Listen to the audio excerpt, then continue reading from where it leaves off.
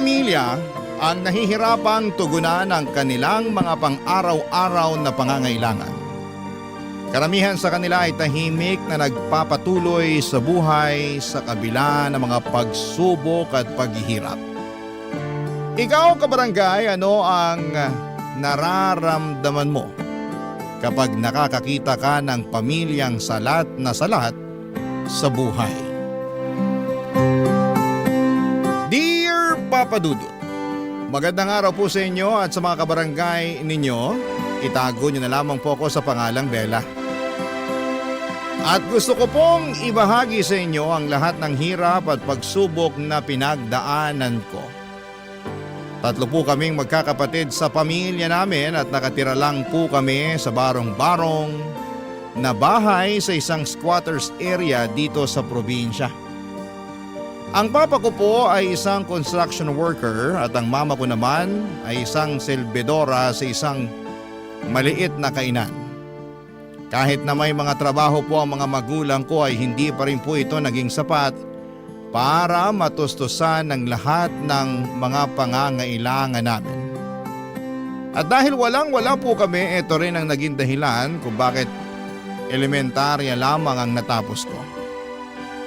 Pero kahit elementarya lang ang natapos ko ay ginawa ko pa rin ang lahat para makatulong sa pamilya.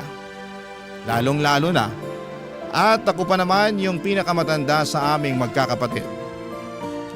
Araw-araw po akong nangangalakal para lang makaranas ng kaunting ginhawa sa buhay. Pero sa araw-araw na ginawa ng Diyos ay hindi naging sapat yung pangangalakal para umasenso kami sa buhay.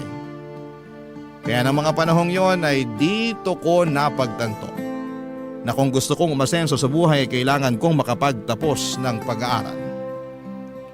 Ang totoo po niyan, inggit na inggit po ako sa mga naging kaklase ko noong elementarya dahil karamihan sa kanila ay nakapagtapos na ng kolehiyo. At ang iba sa kanila ay nakapag-abroad na at doon ko na po napagtanto na kailangan kong bumalik sa pag-aaral kung gusto kong makaranas ng kaunting ginhawa sa buhay. Pero nagdadalawang isip ako na sabihin kina mama at papa ang kagustuhan ko na makapagtapos ng pag-aaral. Kasi sigurado ako na hindi sila matutuwa dahil ang gusto ng mga magulang ko ay yung magpatuloy ako sa pangangalakal para makatulong sa pamilya. Pero habang tumatagal, Papa Dudut, ay mas lalo akong nalalapit sa masaklap na katotohanan na walang magandang buhay na patutunguhan ang pangangalakal ko. Kaya naglakas loob na akong sabihin kay mama yung tungkol sa kagustuhan kong bumalik at makapagtapos ng pag-aaral.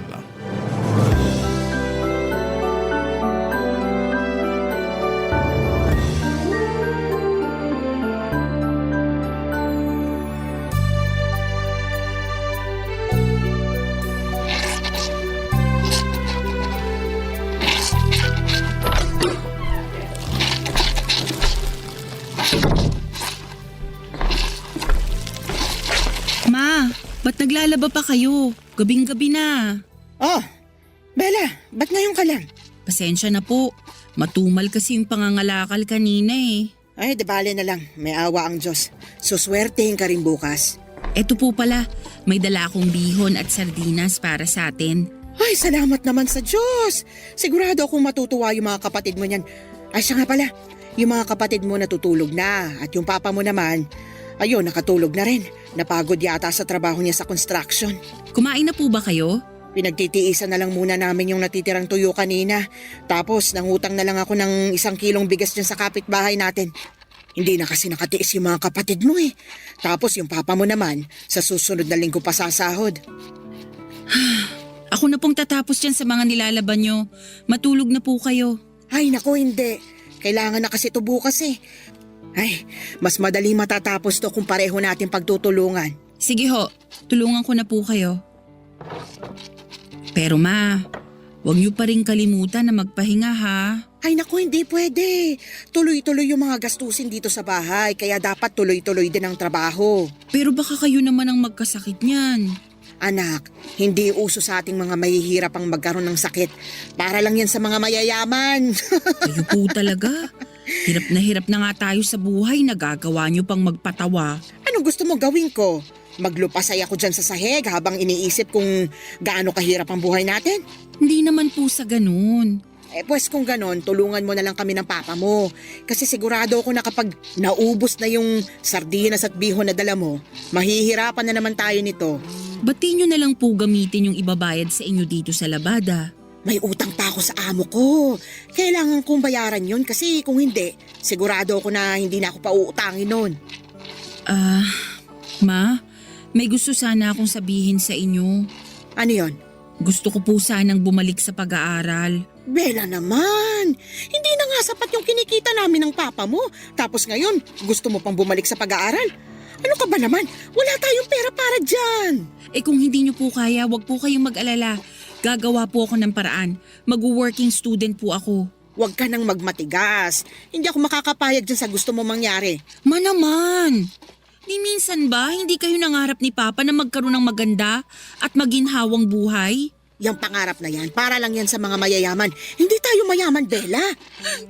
Ayoko na ng ganitong buhay. Kailan po ba kayo matatauhan, Ma? Kapag namatay na tayong lahat sa gutom? At ano namang kinalaman nun sa kagustuhan mo makabalik sa pag-aaral, ha? Dahil yun na lang ang natitira nating pag-asa para makatikiman lang ng konting ginhawa sa buhay. Kaya sige na naman no, parang awa nyo na, pumayag na kayo. Para din naman sa inyo to eh. Hindi. Mas lalo tayo mahihirapan kung itutuloy mo yung binabalak mo. Alam niyo po ba na nakapagtapos na ng pag-aaral yung mga kaklase ko noong elementarya? Yung iba nga sa kanila nangingibang bansa na eh. Kaya naman pala nagkakaganyan ka. So ano, naiinggit ka? Ganun ba yon? Oo, naiinggit ako sa kanila kasi hindi nila kailangan magtiis sa toyo at kanin. At mas lalo lang akong naiinggit sa kanila kasi hindi nila kailangan mga lakal para makaraos sa pang-araw-araw. Tigilan na natin to, Bella. Naririndi na ako sa mga pinagsasasabi mo. Alam mo, naghahanap ng kasambahay yung kaibigan ng amo ko. Total, nasa edad ka na naman. Siguro, panahon na rin para mamasukan ka. Mas gugustuhin ko na lang mga lakal at magpakahirap bilang working student ng sabay kesa mamasukan bilang kasambahay. Ang tanda-tanda ko na, pero elementarya lang ang natapos ko. Ayoko na ng ganitong pakiramdam, Ma. Diyos ko, Bella. Sigurado akong patay na kami ng papa at mga kapatid mo sa oras na makapagtapos ka na pag-aaral. Kaya sige na, huwag ka nang magmatigas. Sasabihin ko na sa amo ko na mamamasukan ka bilang kasambahay dun sa kaibigan niya. Pero Ma... Matulog ka na. Ako na magtatapos ng mga labada ko rito. Sige na, bago pa ako tuluyang mapikon sa'yo. Noong una ay tutol ako sa gusto ni Mama na pagtrabahuhin ako bilang kasambahay sa kaibigan ng amo niya. Kahit mahirap kami at salat sa buhay, may mga pangarap pa din ako at mga ambisyon na gusto kong maabot. Pero naiintindihan ko rin naman, Papa Dudut, kung bakit ganon mag-isip si Mama. Kasi karamihan sa mga kamag-anak namin ay nagtatrabahong kasambahay o di kaya ay nagtatrabaho sa mga karinderya. At siguro'y yun na rin mismo ang dahilan kung bakit hindi nakikita ni Mama ang halaga ng edukasyon. Wala akong naging kakampi sa kagustuhan kong bumalik sa pag-aaral. Kahit si Papa ay sumang-ayon din sa gusto ni Mama na pagtrabahuhin ako bilang kasambahay. Kaya wala akong naging choice kung hindi ang mamasukan bilang kasambahay. Lalo na noong makita kong naapektuhan na rin ang mga kapatid ko sa sitwasyon namin. Kasi may mga pagkakataon na nagkakasakit na sila dahil sa gutom. Siguro kung naging only child lamang ako ay hindi ako papayag na mamasukan bilang kasambahay. Pero mahal ko yung mga kapatid ko at ayokong maranasan nila yung hirap na dinanas ko. Kaya naman kahit mahirap ay pumayag na lamang ako na maging kasambahay para makatulong sa pamilya namin. 3 oras ang layo ng bahay kung saan ako namasukan bilang kasambahay. Sa totoo lang ay sobrang kinakabahan ako noon. Kasi sanay akong mangalakal pero hindi ako sanay na mamasukan bilang kasambahay. Bukod pa doon ay maraming balita sa TV tungkol sa mga kasambahay na pinagmamalupitan o inaabuso ng mga amo nila kaya mas lalo lamang akong natakot. Ipinapasa Diyos ko na lamang ang magiging kapalaran ko bilang kasambahay. Ipinagdasal ko na lamang na sana hindi ako matulad sa mga kasambahay na nakikita ko sa TV na minamaltrato at hindi pinapasahod ng maayos.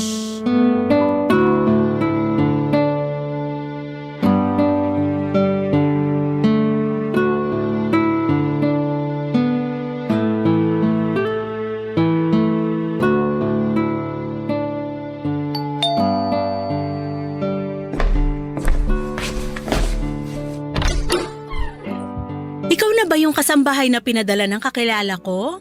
Ikaw ba si Bella? Opo. Ay nako, halika Iha, pasok ka. Sige po, salamat. Dito tayo sa sala. Maupo ka. Ang laki-laki po pala nitong bahay ninyo. Ay oo, pero wag ka mag-alala kasi dalawa lang naman tayo dito sa bahay. Patay na kasi yung asawa ko. Tapos yung anak ko naman may pamilya na sa ibang bansa. Ganun po ba? Huwag po kayong mag-alala kasi makakaasa po kayo na gagawin ko ng maayos ang trabaho ko dito. Mabuti naman kung ganon. Mukhang mapagkakatiwalaan ka naman eh. Ako nga pala si Minda. Nice to meet you po, Ma'am Minda. Ano ka ba? Aling Minda na lang. Masyadong nakakailang naman yung ma'am. Sige po, Aling Minda. Mukhang mahiyain kang bata, no? Siguro first time mo mamasukan bilang kasambahay. Opo. Pero wag po kayong mag-alala kasi sanay na sanay po ako sa mga gawaing bahay. Nga pala Iha, may tatanong ako sa'yo. Pero sana magsabi ka sa akin ng totoo ha. Bakit? Ano po yun? Menor de edad ka pa ba? Kasi kung ganun, hindi kita matatanggap. Ay nako, Aling Minda, hindi po. Mukha lang po akong bata pero nasa edad na po ako. Mabuti naman. Siya nga pala, marunong ka bang magluto? Opo. Marunong ka rin bang maglaba? Naku po, kahit anong ipagawa niyo sa akin, kayang-kaya ko po yan. Mukhang sanay ka nga talaga sa gawaing bahay. Nga pala, ibigay mo na rin sa akin yung cellphone number mo para makontak kita kung sakaling aalis ako ng bahay. Bakit? May problema ba? Wala po kasi akong cellphone eh. Seryoso ba? Opo, kapos kasi sa budget eh.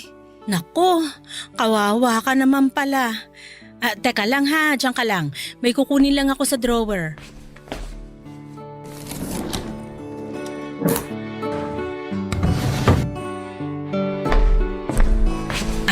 Eto. Aling Minda, para saan po tong cellphone? Sa'yo na yan. Seryoso po kayo? Oo, bigay sa akin ng anak ko yan. Matagal nang nakatambak yan sa drawer ko eh. At matagal-tagal ko na rin hindi nagagamit. Kaya sige na, huwag ka nang mailang. Tanggapin mo na. Naku, salamat po talaga dito ha. Wag po kayong mag-alala. Pagtatrabahuhan ko po ang ipambabayad ko dito. Ano ka ba naman? Huwag na. At least ngayon may magagamit ka na para matawagan mo rin ang pamilya mo kung sakasakali. Wala din po kasing cellphone si na mama eh.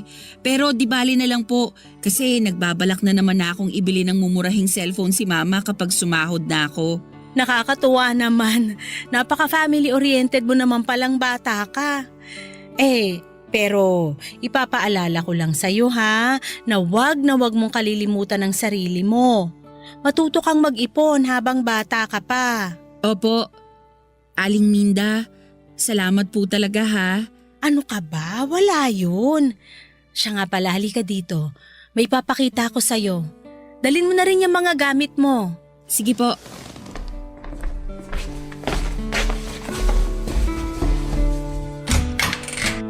Ito ang magiging kwarto mo. Diyos ko! Oh, bakit? Hindi mo ba nagustuhan? Ang laki naman po ng kwarto. Ang totoo po niyan, mas malaki pa tong kwarto kaysa sa buong bahay namin eh. Aling Minda, nakakailang naman po kung dito po ako matutulog. Sa sala na lang po kaya ako. Ano ka ba naman? Sa tingin mo ba talaga patutulugin kita sa sala? Oh, bakit ka umiiyak? Wala po. Sobrang saya ko lang talaga. Ikaw talaga. Nga po pala, sisimulan ko na yung mga gawain dito. Nako, ipagpaliban mo na muna yan. Alam kong pagod ka sa biyahe, kaya magpahinga ka na lang muna. Sa makalawa ka na magsimula, okay? Papa Dudut, sobrang saya ko talaga noong araw na yon. Parang nanalo ako sa loto dahil sobrang bait at maalaga ni Aling Minda sa akin. Doon ko rin po na-realize na kahit mahirap kami ay may awa pa rin pala ang Diyos sa amin. Kahit na hindi ko pa natutupad ang pangarap ko makatapos ng pag-aaral ay ramdam ko na panalo na ako sa buhay dahil hindi nagkulang si Aling Minda sa akin. Hindi niya ako trinato bilang kasambahay, kundi parang anak na rin niya. Patay na kasi ang asawa niya at yung anak niya ay may sarili ng pamilya sa Canada. Kaya lahat ng pagmamahal at atensyon niya ay ibinuhos na niya sa akin. Pero kahit sobrang bait ni Aling Minda sa akin, minsan ay hindi ko inabuso ang tiwala at pagmamahal na ibinibigay niya. Kahit na paminsan-minsan ay nagiging spoiled na ako, kay Aling Minda ay palagi kong sinisiguradong nagagawa ko ng maayos ang lahat ng gawaing bahay. Pinapanatili kong malinis ang bahay at ni minsan ay hindi ko pinapahirapan o binibigyan ng sakit sa ulo si Aling Minda. Noong sumahod na ako ay sobrang natuwa ako dahil dinagdagan pa niya yung pera na ibinigay niya sa akin. Agad-agad ko po itong pinadala kay mama yung sahod ko para makabili siya ng murang cellphone. At para na rin may pangtustos siya sa iba pa naming pangangailangan sa bahay. Sa totoo lang, Papa Dudut, naisip ko na kung si Aling Minda ang naging tunay kong ina, siguro'y mas maayos at mas naging komportable ang buhay ko kasi hindi niya ako kailanman pinabayaan. Palagi niyang sinisiguradong nakakain ako ng maayos at nakakakuha ng sapat na pahinga. Samantalang si Mama madalas ay tumatawag lamang sa akin para manghingi ng pera. Papa Dudut. Barangay Love Stories. Barangay Love Stories. Habang tumatagal ay mas lalo ko lang nararamdaman na wala nang pakialam si Mama sa akin. Dati nagagawan niya pa akong tawagan para kumustahin. Pero ngayon ay tumatawag na lamang siya kapag sumasahod ako para humingi ng pera. At ganon din si Papa. Wala akong magawa kasi hawak nila Mama at Papa ang mga kapatid ko. At kung hindi dahil sa mga kapatid ko, sigurado akong matagal ko nang pinutol ang ugnayan ko sa sarili kong mga magulang. Isang araw ay dumalaw ako sa bahay namin at sobrang nalungkot ako nang makita ko ang mga kapatid ko na tinitipid at kinakain yung toyo at kanin. At mas lalo lang akong naiyak nang malaman ko na ginagamit pala nila Mama at Papa yung perang pinapadala ko para sa amin sa pagtaya sa loto. Nag-away lang kami ng mga magulang ko noong araw na yon at umalis ako ng bahay namin na sobrang bigat ng kalooban. Sobrang naaawa ko sa mga kapatid ko kasi pakiramdam ko ako na lang talaga ang pag-asa nila. Simula noon ay wala namang ginawa sina Mama at Papa kundi ang sanayan sila sa hirap ng buhay. Hindi nga nila pinag-aaral yung mga kapatid ko. Napagtanto ko rin na hindi sapat na magkasama lang kayo bilang pamilya.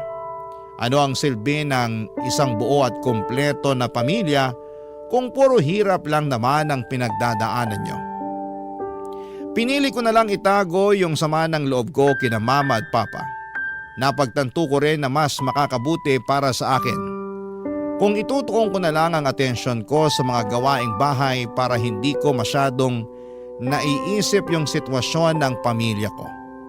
Pero habang tumatagal ay mas lalo lamang akong nahihirapang itago ang totoo kong nararamdaman.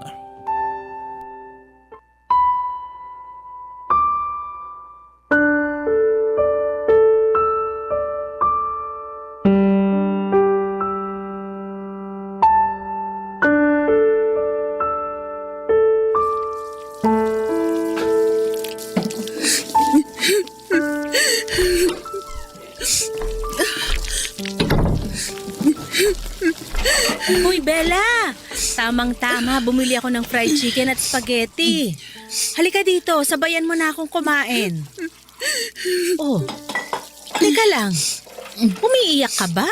Naku, Aling Minda, pasensya na po kayo. Wala po to. Mamaya mo na tapusin yung mga hinuhugasan mo. Maupo ka nga muna dito.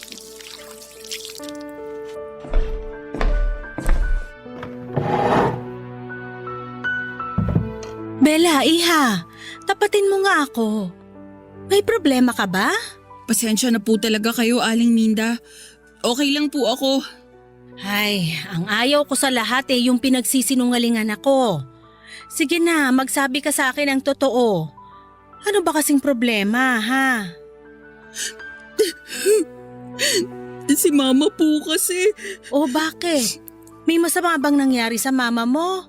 Wala naman po pero habang tumatagal, mas lalo ko na lang kasing nararamdaman na wala siyang pakialam at malasakit sa akin. Ha? Paano mo naman nasabi yan? Nagpaparamdam lang kasi siya sa akin tuwing sumasahod ako eh. Malay mo, baka abala lang sila sa paghahanap ng pera. Pagpasensyahan mo na lang yung mama mo. Isipin mo na lang na ginagawa nila ang lahat para sa mga kapatid mo para hindi ka na malungkot. Mabuti po sana kung ganun, pero hindi eh. Anong ibig mong sabihin? Nung pumunta po kasi ako sa bahay noong day off ko, napag-alaman ko po na ganun pa rin ang sitwasyon namin sa bahay. Hanggang ngayon, nakikita ko pa rin na nagtitiis sa toyo at kanin yung mga kapatid ko. Tapos sa loto lang po napupunta yung perang pinapadala ko kina mama. Iha naman, ba't ngayon mo lang sinabi sa akin to? Ang totoo po niyan, wala naman po sana akong balak na sabihin sa inyo to eh. Pero Tahan na, iha. Ganun talaga ang buhay, parang gulong. Minsan nasa ibabaw, minsan nasa ilalim. naku po Aling Minda, pakiramdam ko nga po palagi na lang akong nasa ilalim eh. Pero palagi mo ring tatandaan na patuloy pa rin tong umiikot. Kaya wag na wag kang panghihinaan ng loob. Kapit lang, ha? Salamat po talaga. Alam niyo po, napagaan niyo ang loob ko. Hindi man ako sinwerte sa pamilya ko, pero di bali na lang po. Kasi swerte naman ako sa amo ko. Nako, ikaw talaga ng bola ka pa. Hindi ka na iba sa akin. Ang totoo niyan, miss na miss ko na yung anak ko na nasa Canada ngayon. Pero simula nung namasukan ka sa akin, nawala na yung pangungulila ko sa anak ko. At ganun din po ako sa inyo, Aling Minda. Simula noong namasukan ako sa inyo, nakalimutan ko po yung sakit at paghihinagpis na pinagdaanan ko kay mama. Kasi tuwing kasama ko po kayo, parang kayo na rin po yung mama ko. Napupunan niyo po yung lahat ng pagkukulang ni mama sa akin. Nako, tigilan na nga muna natin tong drama na to. Pasensya na po talaga. Kumain na lang muna tayo. Sige po. Nga pala, matanong lang kita.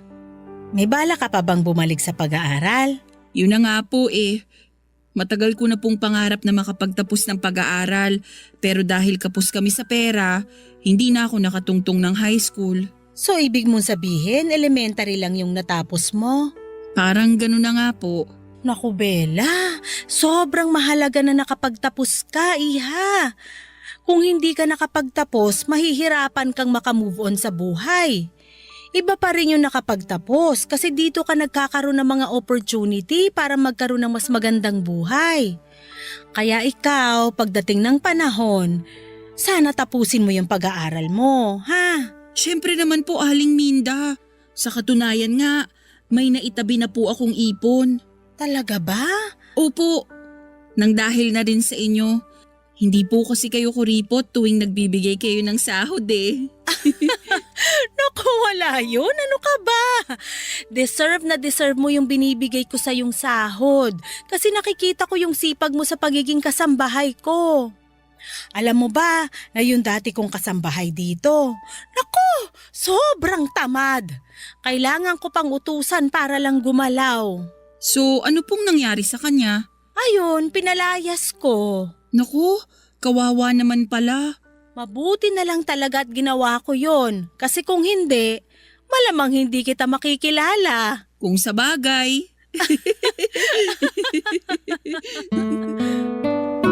Nagpatuloy yung mga masasayang moments namin ni Aling Minda noong mga panahong yon, Papa Dudut. Unti-unti nang nawala yung lungkot na nararamdaman ko. Kasi nandyan palagi si Aling Minda para iparamdam sa akin na may nagmamahal sa akin. At may tao pa palang nagmamalasakit sa akin.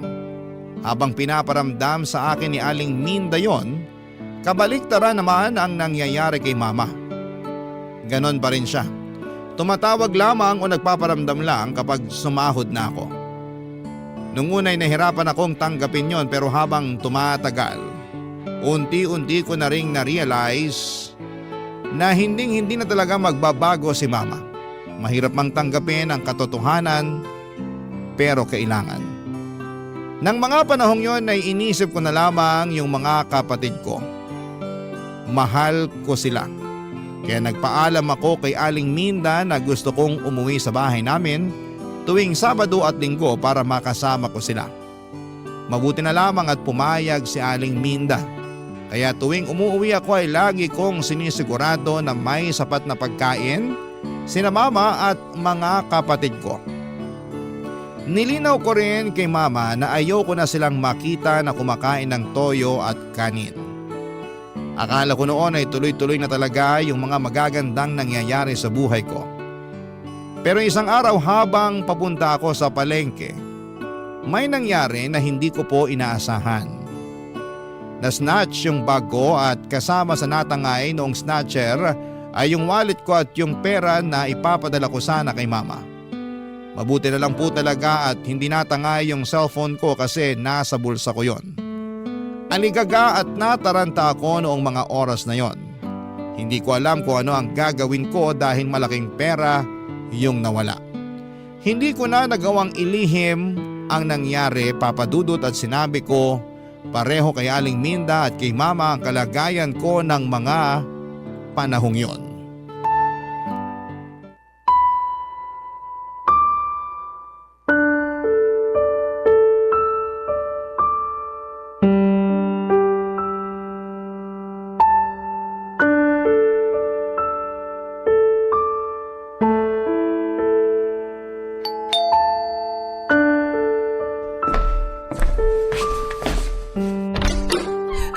Bella!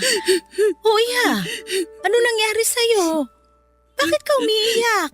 At ba't mukhang takot na takot ka? Aling Minda. Kumalma ka nga! Ano ba kasing nangyari sa yung bata ka? Aling Minda. Sorry po talaga. Ay, maupo ka nga muna dito sa sofa. Sabihin mo na sa akin kung anong nangyari sa'yo. Mapagkakatiwalaan mo ko. Ano ba kasi yon para matulungan kita? Aling Minda, tinangay po kasi nung snatcher yung bag ko. Ano? Pasensya na po talaga. Hindi ko na po nabili yung pinapabili ninyo sa akin sa palengke. Kasi natangay na rin ng snatcher yung perang binigay niyo sa akin. Diyos ko! Sorry po talaga, Aling Minda. Ano ka ba naman? Ang importante, ligtas ka. Mabuti na lang talaga at walang masamang nangyari sa'yo. Huwag mo nang isipin yung perang tinangay nung snatcher, ha? Hayaan mo na, pera lang yon. Salamat po talaga. Pero si Mama po kasi. Bakit? Anong problema sa mama mo? Natangay din po nung snatcher yung perang ipapadala ko sana sa kanya.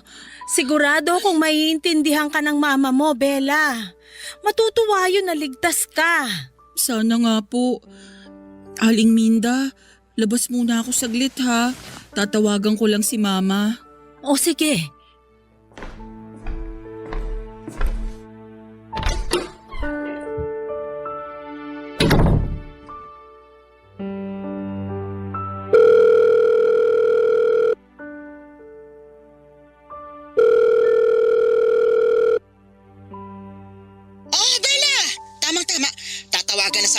pero naunahan mo ako.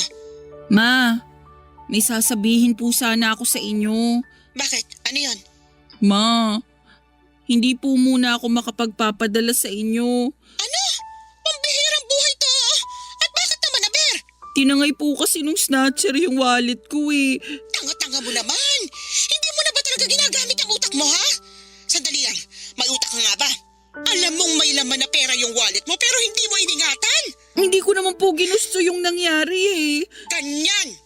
Ganyan mga tuwira ng mga bobong katulad mo. Paano ngayon yan? Kailangan namin yung pera na ipapadala mo.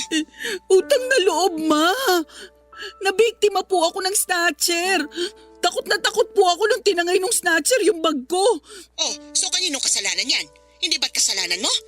Naku, Bella, gawa mo ng paraan yung perang ipapadala mo sa amin. Naku, sinasabi ko sa'yo. Tinawagan ko po kayo kasi nagbabaka sakali akong madamayan ninyo ko. Pero mas lalo lang sumama yung loob ko sa inyo ngayon. Ang kapal na mukha mo para pagsalitaan ako ng ganyan? Nagkakaganyan ka ba porkit kumikita ka na ng sarili mong pera? Nagkakaganito po ako kasi hirap kayong umintindi. Wala na kayong ibang inisip kundi pera, pera, pera. At bakit? Sinong gusto mong isipin ko? Ikaw? Oo, kasi simulat sa poll, hindi ko naramdaman na nanay ko kayo. Walang hiya ka? Hoy, Bella, tandaan mo na hindi ka mabubuo at mabubuhay sa mundong ito kung hindi dahil sa akin. Sige na po, papatayin ko na to. Baka makalimutan ko lang na nanay ko kayo pag pinagpatuloy pa natin to. Bastos kang bata ka! Bella!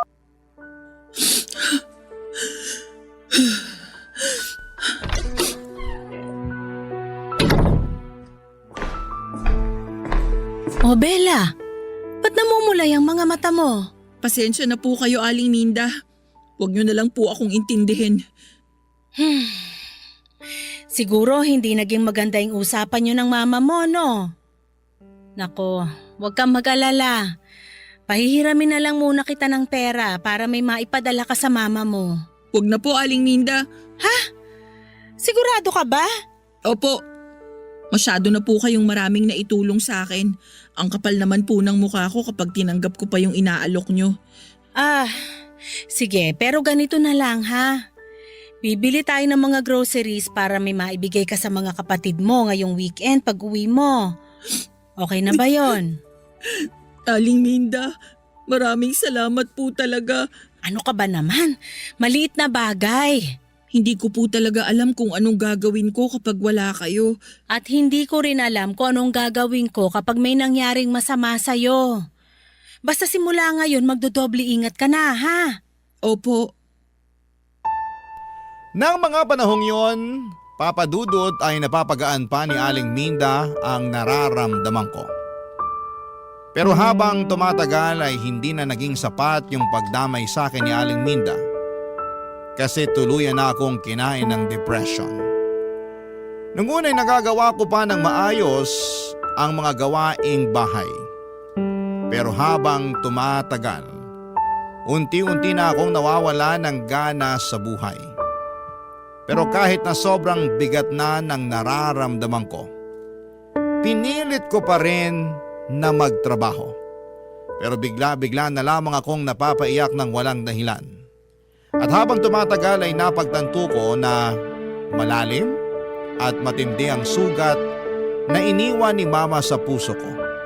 Isang sugat na hindi niya kailanman maiintindihan. Dumating din sa puntong hindi na ako dumadalaw sa bahay namin kasi pakiramdam ko. Kapag nakita ko pa ang pamilya ko ay lalo lamang akong malulubog sa lungkot at depression.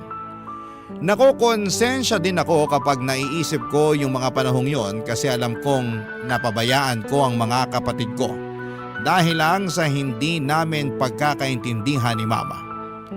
Tuwing day off ko ay nasa kwarto na lamang ako natutulog kasi pakiramdam ko ay nawala na ng saysay ang buhay ko. At dahil halos araw-araw na lamang akong nasa bahay ni Aling Minda, napansin niya na unti-unti na akong nagbago. Sa simula ay palagi kong sinasabi na ayos lamang ako na wala akong problema. Pero habang tumatagal, mas lalo na akong nahirapan na ilihim ang nararamdaman ko.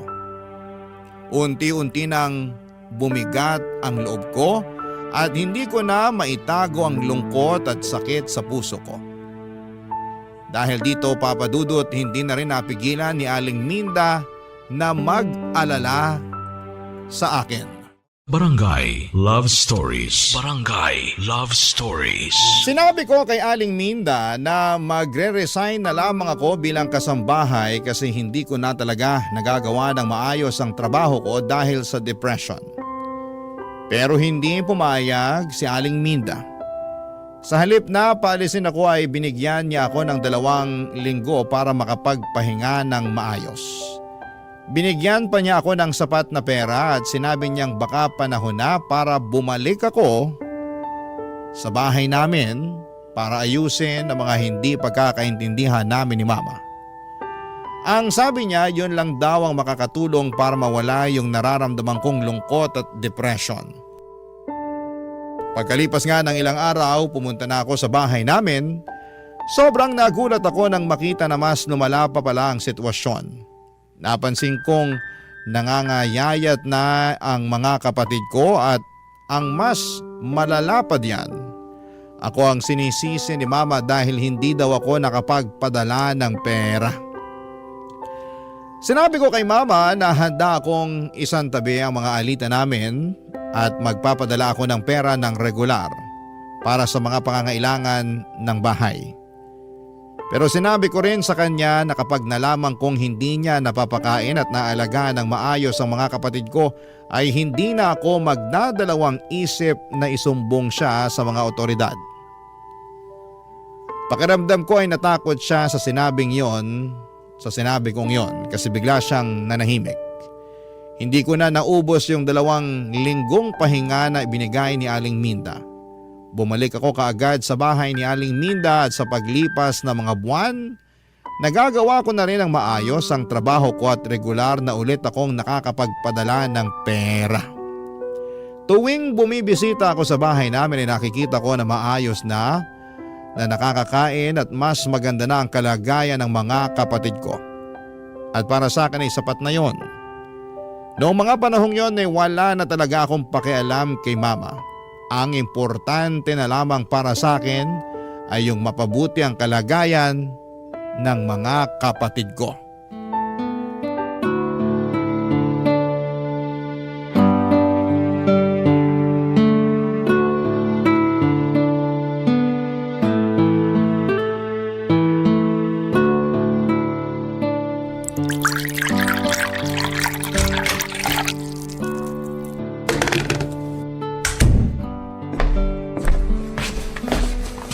Aling Minda, good morning po. Good morning din sa'yo, Iha. Magkape po muna kayo.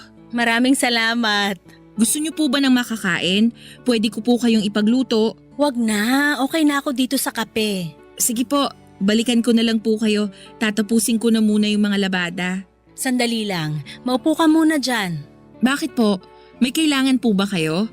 Mamaya mo na tapusin yung mga labada. Mag-usap muna tayo. Sige po. Kamusta na kayo ng mama mo? Okay naman po kami. Napansin ko rin na maayos nang nakakakain ng mga kapatid ko. Natakot ata nung pinagbantaan ko siya na isusumbong ko siya sa mga otoridad kung hindi niya aayusin yung pag-aalaga sa mga kapatid ko. Tama yan. Yung mga kapatid mo na lang munang pagtuunan mo ng pansin nang sa ganon, hindi ka mabaliw sa kakaisip dyan sa mama mo. Kaya nga po eh. Nga po pala, Aling Minda, gusto ko po sanang humingi ng tawad sa inyo. Oh, bakit naman? Kasi naging pabigat ako sa inyo noong mga panahong nagkaroon ako ng depression. Bella, ni minsan hindi ka naging pabigat sa akin. Yan ang palagi mong tatandaan. Maraming salamat po talaga. Siya nga pala, anong grade na yung mga kapatid mo? Hindi po kasi nag-aaral yung mga kapatid ko eh. Ano? Seryoso ba? Opo. Kasi sigurado akong mahihirapan lang kami ni Mama kapag sabay-sabay namin silang pinag-aral ngayon. Pero wag po kayong mag-alala kasi pinag-iipunan ko na po yun. Pangarap ko po talaga na makapagtapos kaming lahat ng pag-aaral balang araw. Kawawa naman pala. Ay. Bella, may gusto akong ialok sa'yo. Ha? Ano po yun? Gusto kong bumalik ka sa pag-aaral. At ako na ang sasagot sa lahat ng gastusin mo. Ano po? Seryoso po ba kayo? Oo naman. Mabait at matalino kang bata, Bella. At deserve na deserve mo yung ganitong klaseng oportunidad. Maraming salamat po talaga, Aling Minda. Ang dami-dami niyo na pong naitulong sa akin. Hindi ko na po alam kung paano ko pa kayo pasasalamatan. Basta ipangako mo sa akin na pagbubutihin mo yung pag-aaral mo, ha? Opo, Ano ba naman yan? Huwag ka na ngang umiyak. pasensya na po talaga. Tapos, ipangako mo rin sa akin na kapag nakapagtapos ka na ng pag-aaral, tutulungan mo rin ang mga kapatid mo na makapagtapos hanggang sa makakaya mo, ha? Pangako po yan. At habang buhay ko rin pong tatanawin na utang na loob sa inyo. Hindi ko po makakalimutan to, Aling Minda. Nagdrama pa. Basta nandito lang ako kung kailangan mo ng tulong, okay? Huwag po kayong mag-alala, Aling Minda. Kapag nakapagtapos na ako, makakaasa po kayo na susuklian ko lahat ng kabutihan niyo sa akin. Sapat na sa akin yung nakikita kong masaya ka at nagtatagumpay sa buhay. Pero Aling Minda, Ano yon? paano po kung hindi ko kayanin? Paano po kung hindi ako magtagumpay? Ano bang pinagsasasabi mong bata ka? Ang totoo po niyan, kinakabahan po ako. Elementary lang po kasi ang natapos ko. Bella, makinig ka. Nakikita ko kung gaano ka kasipag. Sa tingin mo ba pag-aaralin kita kung sa tingin ko hindi mo kakayanin? Kaya wag na wag kang panghihinaan ng loob. Kayang-kaya mo yan. Ano ba naman yan? Tama na nga yung kakaiyak mo. Mauubusan ka na ng luha niyan eh.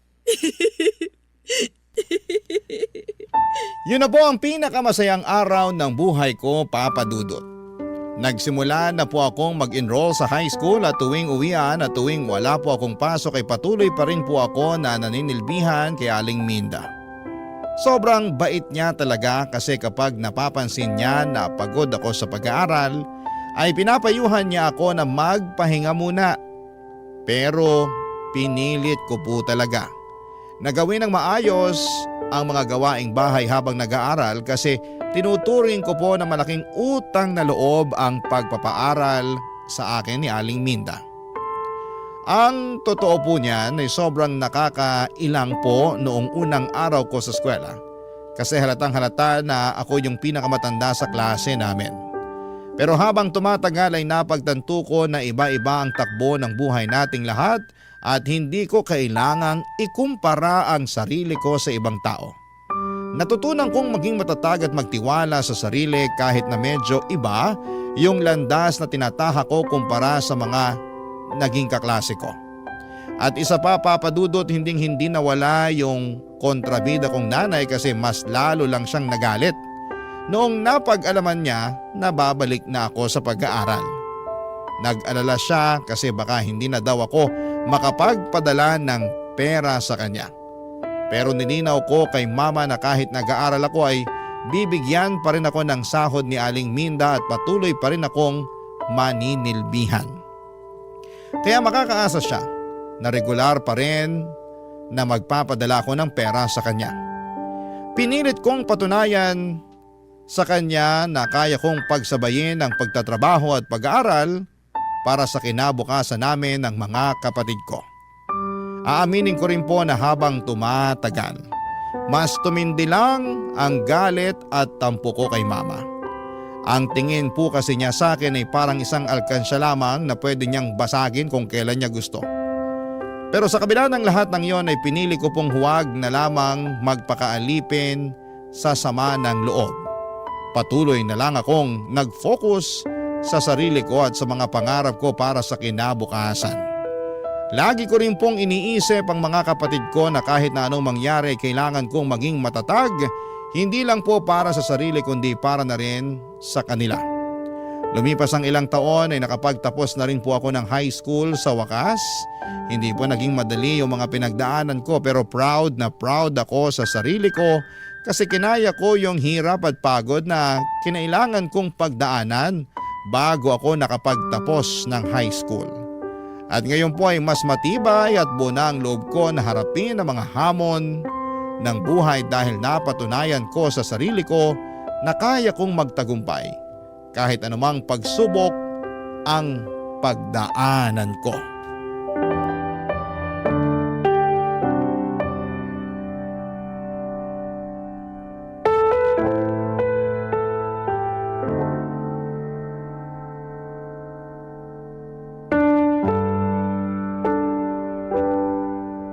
Bella, iha! Congratulations! Thank you po, Aling Minda. Ilang araw na lang at makakagraduate ka na ng high school. Hindi ko po akalain na darating pa ang araw na to. Pero eto na, mangyayari na siya sa wakas. Proud ako sa'yo, iha. Oh, teka lang, huwag kang iiyak ha. Baka mamaya magdrama ka na naman dyan, kilala kita. At dahil dyan, magse-celebrate tayo. Ho? Magbihis ka, kakain tayo sa mamahaling restaurant. Naku po, wag na. Mapapagastos lang po kayo niyan eh. Ano ka ba? Huwag mo na ngang isipin yan. Basta magbihis ka na dyan, babalikan kita, okay? Ay, sige po. Dapat pagbalik ko nakabihis ka na, ha? Oh, maiwan muna kita sandali. Si Aling Minda talaga. Hello? Bella, Bakit po? ubos na yung perang pinadala mo nung nakaraan. Huwag po kayo mag-alala, magpapadala ulit ako ng pera sa inyo sa Makalawa. Mabuti naman kung ganon. May iba pa po ba kayong kailangan? Wala na, yun lang. Hindi nyo man lang ba ako kukumustahin? Ano ba, Bella? Ang drama-drama mo naman. Ay, marami pa akong kailangan gawin dito sa bahay. Alam nyo man lang ba na papalapit na yung graduation ko? Ano? Teka lang. Paano ko naman malalaman hindi mo naman sinabi sa akin na gagraduate ka na pala? Talagang hindi nyo malalaman. Kasi ni minsan hindi kayo nag-abala na kumustahin ako. Kasi ang tingin nyo lang sa akin, parang ATM na pwede nyong pagkunan ng pera kung kailan nyo gusto. Bella, anak, congratulations. Huwag ka na magtampo sa akin, oh. Sige nga po, bigyan nyo po ako ng isang magandang rason para hindi ako magtampo sa inyo. Dahil nanay mo pa rin ako. Pero ni minsan hindi kayo naging nanay sa akin. Ang yabang-yabang mo naman. Porket nakapagtapos ka na ng pag-aaral, nagkakaganyan ka na? Wala pong kinalaman yung graduation ko sa tampo ko sa inyo. Yung sa akin lang naman po, sawang-sawa na ako sa pinaparamdam nyo sa akin. Kapal ng mukha mong babae ka? Naka-jackpot ka lang ng amo na may kaya? Akala mo kung sino ka na? Yung amo na sinasabi nyo, ang nagsilbing nanay ko sa mga panahong hindi kayo nagpakananay sa akin. Ah, talaga ba? Bakit? Dahil mayaman siya at mahirap lang kami ng papa mo? Ganun ba yon? Hindi! Dahil sa kanya ko lang naranasan yung pagmamahal ng isang tunay na ina. Siya ang pumuno ng lahat ng pagkukulang ninyo. Nung mga panahong pinaparamdam niyo sa akin na wala akong silbi at wala akong kwenta, pinaramdam ni Aling Minda sa akin na may mararating pa pala ako sa buhay. Siya lang ang naniwala sa akin noong mga panahong patuloy niyo akong minamaliit at pinagsasalitaan ng masasama. Wala kang utang na loob? Ang kapal na mukha mo para pagsalitaan ako ng ganyan. Umayos ka, Bella, ha? Bawas-bawasan mo yung tabas ng dila mo kundi puputulin ko yan. Ngayong nakapagtapos na ako ng high school, mag-working student ako para makapagkolehiyo. Uupa ako ng maliit na boarding house at higit sa lahat, kukunin ko na yung mga kapatid ko. Diyos may patawarin. Ang yabang-yabang mo. Bakit? Kaya mo na bang buhayin ang mga kapatid mo, ha? Sigurado akong mahihirapan ako sa gusto kong mangyari. Pero hindi ako makakapayag na gawin nyo sa mga kapatid ko yung ginawa nyo sa akin. Kaya gagawan ko to ng paraan hanggat sa makakaya ko. At bakit? Ano bang ginawa ko sa'yo, ha? Diyos ko ma, ginawa nyo akong alkansa at paulit-ulit nyong binabasag. Nanay mo ako at anak lang kita, kaya dapat lang. Matanong nga kita ma, kailan mo ba ako huling kinumusta? Kailan ba yung huling nagtanong ka kung okay lang ba ako? Kailan yung huling tumawag ka na hindi binabanggit ang tungkol sa pera? Kailan?